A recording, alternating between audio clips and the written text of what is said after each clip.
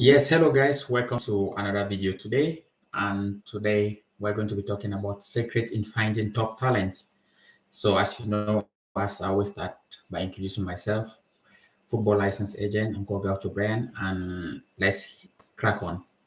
So first we're going to look at some things and then I'm going to give you through some few tips how agents do find top talent for their teams or for the people they are working at or for maybe their industry or for the agency they are working at.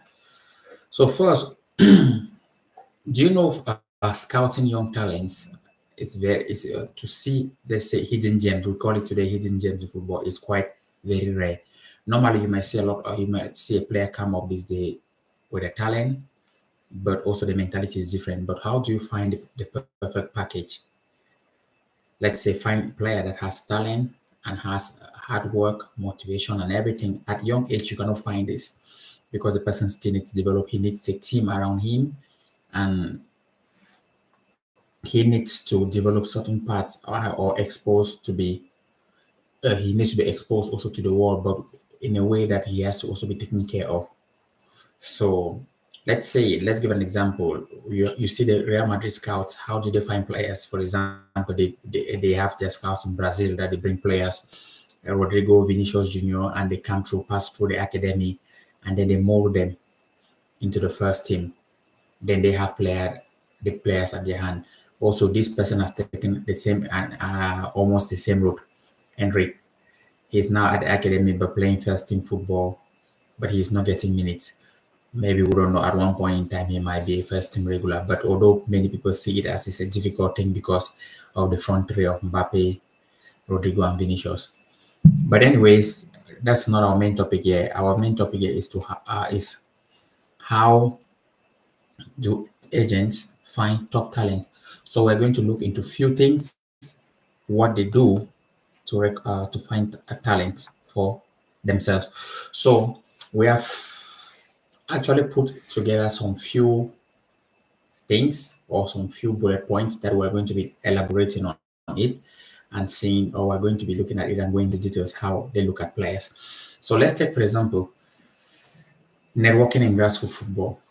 So that would be the first thing we look at. So if you look at it critically, most agents will find, let's say, their players also were out of the game, or the players who are still developing, who start from grassroots football. So it's a perfect place for agents to find talent or discover this hidden gem. Also, a very good team in the world who does that. Today is the Premier League team, Brighton. They always sign players that no one knows about them, like the Moise Caicedo. Okay, Caicedo was discovered long ago, but they seem to have this magnet about them that they go for players, this unpolished diamonds, and they come and polish them and sell them for very high prices like Caicedo and the rest of the players. They're the one actually doing that in the Premier League. Southampton used to do that a lot in those days with Theo Walcott and the rest of the players that came out from Southampton, Virgil van Dijk, a lot of people. They bring you for cheap fee, and then you go for very high, expensive money. So if you let's say scout at grassroots level, it's quite interesting because there those players, if you get a chance to find an unpolished diamond, you can polish that diamond by taking him to a club, and then you get your reward from there. So another one also, the next thing I also look is analytical approach. But before we even go to analytical approach, how do you find this unpolished diamond? Most people try to building relationship with grassroots coaches. Let's take, for example, they can be most agents tend to talk to grassroots coaches. Who do you have in your team? Who is special? All those kind of little things. So this is how people always do tend to get those talents. Let's take, for example, you can be an agent and you have a local club that always try to look players around the area, and you see, and you turn to call coaches and ask them, okay, who is quite good at their club now? Or sometimes you can just go and watch the games if you don't have time, but you can just go and watch the games and see if you see someone who's quite good at that level that many scouts don't really come there. You can approach the person and talk to the person from there, or talk to the players' parents if needs be. So this is one proven way. And then the second way, as we said, analytical approach to talent assessment. Agents use data and analytics to evaluate players' performance, like match goals, statistics, and everything, physical attributes, speed, whatsoever. But the best thing I will always say, apart from this analytical, is always the eye test. You need to be there to watch how the player plays, see his movement. Yeah, because stats also do sometimes tell lies. Although stats are stats, but stats can show that someone scores maybe 13 goals, which is huge maybe for a young player, but he does not so much in the game that it's always good to watch the player and see that this player fits this team. That's quite interesting. That's quite very important. Okay, then the next one was observing key characteristics of potential stars. So when you're observing key characteristics, what do they spot on? You spot on the technical skills. What is his technical? What the technical skills of player? His ball control, how is his first touch, all those things. How is he focused when he plays? His dribbling, his passing, and his shooting, his mentality. Actually, all these things, of course, at early age they don't develop, but you try to already see what is his mentality. Is he focused? Is he determined? Does he have? Is he determined to always play and do more, work hard? What is his versatility? What is his? Does he adapt to any situation? If the team is losing like 3-0, does he keep playing or his head is already gone? Those kind of little things.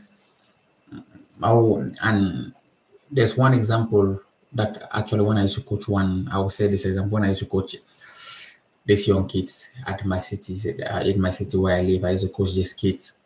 And there was this kid when I came, just for purpose of consider, I'm not going to mention his name, but I used to, when I came arrive at the team, this kid was quite like a frustrated, not really frustrated, yeah, frustrated player. He takes the ball, he has ability, but he didn't know how to use ability. But after finish coaching him in the summer, he was almost like the best kid in the team. And even up to now, when I return to the team, I still see him that he has some traits that I gave him. So it was quite refreshing to see that he plays the game now very simple and mature. So normally also when you tend to look, you will also see that the people that the kids also or the people that are around the player also play massive things to them, give them massive boost to the players' change of or development. So let's look at the next one, watching behavior of the pitch. Okay, watching behavior of the pitch, how does the young player behave off the pitch? Is he always trying to behave professional? Is it his attitude, his lifestyle? Does he keep night out? Everything like that, you have to start monitoring it. Is he joining bad group? Because there are most people are so talented, but if you join bad group, it's so hard to succeed. We have seen cases, and also maybe your upbringing also plays a huge part. Not maybe, but also plays a huge part. We have seen the case of where many people, Rio Ferdinand was saying that the most talented kid he ever saw when he was playing for Manchester United was Rafael Morrison. Rafael Morrison. That even the coach said, keep an eye on this kid. But he never turned to really make it to the top. Of course, he played Premier League football, but when I said to the top, like the Pogbas, the people played and won World Cups or whatsoever. So many people have spoken about him, but when you try to go into his story, it shows that the people surrounding him was not really the perfect people. And he has also spoken about this. So that's quite also difficult to take for such a talent. So normally your off-field thing issue, off-field has to also be very focused like your on-field. So if you're a good player, your off-field things have to, your surrounding has to also be with good people caring. You sleep, you rest, you do the right things. If not, because football is very competitive, you're not going to succeed because your mentality needs to be strong. So the next one we said using advanced technology. Well, we know like, of course, I'm not going to really pay. Of course, this one is a normal thing that use advanced technology like tools like video analysis, performance tracking apps, GPS data tools, scout players or whatsoever. But I always feel like the best way is to always move and see the player, how the player trains and how he's focused. Like also another example I'll give here, like I live in a small city in Finland, but I used to drive like close to 2 hours just to watch some training of a professional team train. And there's this young kid that I interviewed him in the summer, but I knew already that he was going to be a top player, although he has made a move now. But that move, I still see there's still another move to make because he's just 17 now. Because when I interviewed, he said his aim was to play in the Premier League. So I congratulated him for the move on the post. I just wrote, congratulated him, but I see there's still another stage for him to grow because when you look at him, he looks very composed. You can see that his parents he's very well grounded. If you look at him, he's one of these kids that are very well grounded, and you see that he's just focused on making it to the top. So that's why also I spotted him and said, okay, he looks like someone who's going to go right up to the top because it looks like he has good people around him, and he looks like a very young, focused kid. So let's look at the next identifying. The next one was identifying marketability and potential. So okay, this one is like about branding. Normally, when a player plays, like your Pogba's and all this, their charisma and all those things, it brings you a lot of marketability. But this thing also, I always say, first is the player. This one comes after. Of course, I know football is about it's a business that when they are looking for a player, they also look at his marketability. How can he be marketable? Like how the Neymars of this world. Okay, another thing that agents can also look to find hidden gems, but all these ones are different, are coming now. But the main thing when you're finding hidden gems are always going, like for example, to grassroots football. Try to make that move yourself. Sitting on your couch and trying to call people one here and there, it's not really going to be really, because I would say it's not really going to be efficient, because you seeing with your eye is the perfect thing, because your eye can't deceive you. That's why I say it's always good to make that move. And if you love also being a scout or an agent, those are the things that you are going to enjoy doing, because you it's a job that's, as I said, is very rewarding, and also it's refreshing to be in the field watching people play and do all those things. I think it's one of those things that, because I'll give this example. When I was in the summer, when I was coaching, and then I kind of felt like, oh my god, I really love to be I really love to be a coach. But the thing that I also discovered is I want to be traveling and sitting in stadium watching players play and everything. Yes, feeling that environment of traveling, watching the games. I love to be a coach, but would I like to do the day-to-day stuff every day, then sitting and being, it's like a job. It's a job actually, but so I was. It's quite confusing, but I was almost like, which one do you want to choose? Be a coach or an agent? Because I had that option of being a coach also, because actually I do coach people, but I choose the agent because I feel like it's more a little bit more like me, that I would like to travel. I would like to go watch games. I would like to go scout people. I would like to do different things, rewarding things. I would like to go see, like, spot this talent, try to develop, spot this talent, bring him to a club, and all those things. So it was one of those things that I said, okay, being a coach or an agent. Although I was more also into coaching before, because when you do personal training for people, you train them, you give them plans and all whatnot. But I felt like an agent is really something that I would like, because I don't want to, because it's something that I would like to move around. Also, I don't want to be stuck on one place. And secondly, maybe I don't really want to maybe work under someone for I want to be my own boss and whatsoever. Yes, so it's chance for me to also be my own boss to do something for alone. So that's why I chose that. But I still love training people sometimes also. But I know when the agent stuff really kick in and you're into it 100%, let's say dealing with the elite players here and there, you won't have time. You will have to coach. Of course, you can delegate those roles to other people. But anyway, jumping back to our topic, what we were saying. Okay, another thing also collaborating with clubs is another thing that you can find hidden gem. Collaborating with clubs, maintaining close relationship with scouts and academic trainers in other teams. So agents, you can notice you have to collaborate with clubs. Yes, can I come and see the under 19 training? Can I come and see the under 20 training? Yes, there you can always spot someone and try to talk to him and give him an idea that okay, can I come around? I would like to talk to your parents or whatsoever. You can start from there. And so that's also a good one because that is a nice one. Okay, sporting players. Then the next one, sporting players with a growth mindset. Sporting players, there are players who have talent, but what's their minds after they play football? Maybe they want to go party or whatsoever. You need to look at player that he really shows that he wants to focus on his career. Those players are players that you can, if you sacrifice on them, they are always going to be focused to grow rapidly. So I'll definitely say those are the first choice players.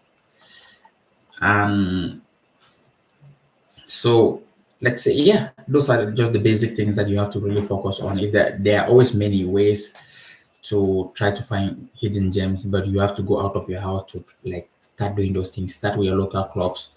I can say most of the cities that we all live, they each and everyone has football is that global that you can have local teams around. From there, you can move to any other small city. If you're an agent, you can start spotting those players. So there are many ways, but I hope I gave you some few tips and advice on how to start also finding hidden gems. I because I did also setting up I don't want to say network, setting up a style that I would try to move around Scandinavian because I live in Finland and I would like to be focused on the Scandinavian market. So there are already contacts going on in the background, but like especially in summer, I will travel a lot. I will travel a lot to many places to try to work on this. Also, I've already been booking appointment with various coaches and everything. So it's going to be fun, and this is what I really love to do. So it's what I really want to enjoy doing, and look after players also. And yeah, that's it. So good luck to most of you guys who are new agents. So you have to go out of the house and keep and do that. So or use your LinkedIn. There's another platform, LinkedIn. I don't know if you guys are on LinkedIn. Yes, I usually contact. It's a platform made with a lot of professionals are there. So I usually use LinkedIn a lot to contact people, and that's where because if you have built your profile on LinkedIn, many people always see it. So when you contact someone, it's always easy to reply. Like for example, when I speak to professional clubs, I always use my LinkedIn. I don't speak to clubs using my Instagram, no, or my YouTube or whatsoever. This in Facebook. I don't. Well, I'm not really on Facebook that much, but yes, my LinkedIn is the go-to platform that when I'm speaking to clubs. So if you're an agent and you haven't built your LinkedIn, start building it because most is the most professional platform where you can find things based on professional standards. So you just need to create a LinkedIn account and also make it well, and then start to network with the various people, scouts, coaches, and for example, a good to go line is what I always do is let's give an example. If I'm on LinkedIn, let's take for example, and let's give an example that okay, I would like to go and watch. Is it Lindstrom? Yes, this team in Norway. So how do I start by that? Okay, I looked at under 19 and I see their squads. I try to check under 19 Lindstrom. How are they playing? And watch two or three of the highlights games. And if I discover I'm seeing a midfielder there, then I try not to find the coach's contact on LinkedIn. I try to find when I go to LinkedIn, I try to first, or I go to their website, find the name of the club, find their contact detail there, and if I see under 19 coach and I write about it, I write about him. I say, I saw this player plays and he's quite good. When are you people having training? I would just like to come and watch your training. And the coach normally, when he sees on my profile, your agent, he will, or whatsoever you are in football, he would like to give you, you just say, okay, come around, we train on Thursday or Monday or whatsoever day and come and watch the training. So from there on, you now pick on, you now like, okay, go try to watch. Listen, that's the first tips that most people use, and that's quite easy because when you're on LinkedIn, if your platform, if you have been building also, or you have set your profile into a professional mode, it's quite good. So that's the first one to do, and I've been using that a lot also. That I have a lot of contacts from coaches that they have given me their time to come and watch the game. So, and then the next thing also is like, if you want to also go to, let's say if you want to go to watch a player and let's say you don't know how it's going to go. Yeah. So one thing that I always do is just play safe. The first time that you go there, just try to just go and just watch it. There's no harm in always coming. Just try to make sure you check the club website and know when this team is training. You can go there, just watch, and if you see when they're training, then if you, when they're coming out from, let's say, after training, you can stop the player and try to ask him one or two questions. So, and there the player is always going to try to speak to you. If you're an agent, also you can say, "Hi, excuse me, this is and I'm an agent, and do you have players? Do you have an agent?" Because yes, just ask a simple question. If he doesn't have an agent, he's going to tell you he doesn't have an agent. But if he has an agent, yeah. But if he doesn't, you can move on from there. Okay. So that's another method also to use. So most of the time, but the first one is quite easy for people that, let's say, you contact the coaches and the coaches give you the time, so that if the journey is long, you don't drive to go somewhere you don't know if the team is training. For example, yes, this is what normally I usually do. Let's take for example, when I used to go and I live in Kaini, I used to go and watch like Coops train, and the first thing I needed to know the timetable of Coops. So like this year, I'll be trying to do also watching a lot of the Vekos Liga team. Vekos Liga is like the elite level in Finland. I'll try to watch their under 19 trains. I would like to go around Finland and watch most of their under 19 trains to try to be able to find some talent there. So if let's give an example. If I go to Coops under 19 training, I try to see how they train. I have to go to Hong Kong under 19. I'll have to go to most of these teams that are their first division team, Inter under 19. I'll try to find out all those players and see how they are doing. So this is how you find hidden gems. This is just a very important way to find hidden gems, that you have to move there. But before you go towards the under 19 train or whatsoever play, you have to also know their timetable. If they're training, let's give an example. If I have to leave Kayani to Turku, which is quite far by train, the first thing I'll have to contact maybe the Inter, some coaches there, and ask them when are they under 19 having training and where is the location. I've been to Turku, so I know. So maybe they can say, okay, the under 19 is training at a place they call Kupita, which is where normally they train always. I said, what time? Maybe they say 4 o'clock. Okay, and I just put it that, okay, let's say Tuesday, 4 o'clock, I have to be here.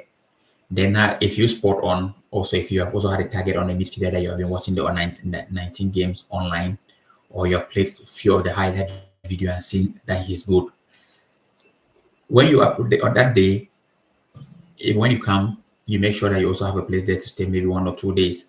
If you watch the player the first day and the player is okay, playing well in training, the second day, if you are staying 2 days there to come back, you approach him and you people share contact and speak. You said you're impressed, you would like to talk more. Then from there, you build a relationship. This is very important, to build a relationship.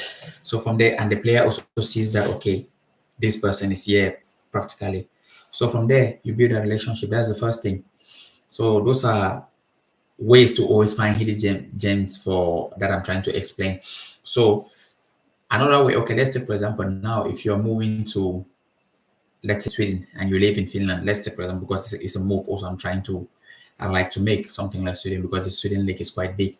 So the first, okay, of course you have to be careful. You have to look at accommodation. You have to look after accommodation and everything. But the next thing now is you contact teams. The team first team. You go on LinkedIn. I think most of these professional clubs, they are LinkedIn. You have most of these people working. You go on the LinkedIn, the LinkedIn you've built. You see the under 19 coach. Let's give an example of the under 18 coach. You try to speak to him. Yes, and probably he's going to reply or take 1 or 2 days to reply. But when he replies, you ask him that, okay, you're this person, you're an agent, and you just want to come and watch the training to see how the players are playing. What's the timetable? He might tell you, okay, we train at 5 o'clock on Tuesdays. On Wednesday, we train at 8 o'clock. And what is location? The location is this place. You put that. You already put it that, okay, you have this to do. So if you do this regularly on all, let's take for example, so many teams. Let's say there are so many teams in Europe, and most of the elite teams always have this academic. So let's take for example, if you do this regularly, spend your time doing this. How many are you going to have hidden gems that they are with you? And then when you talk to them, when you start talking with the player and the player is more open, now you can find a way to go to meet his parents or the player's parents. And then one thing that you have to notice is when you're talking with these players, then also when you're talking with those coaches, you're also building connection. You're also building your network with those coaches when you're asking them, can I come watch this training? Because before you pop up there to watch the training, you're going to say hi to that under 19 coach. Thereby, you're already building your connection by saying that the next time maybe you can ask him, okay, you would like to pass around to watch training, those kind of, so you build that network. So if you do this regularly, maybe at one point in time you have a lot of network with coaches, scouts, or whosoever that you're going to have into your contact.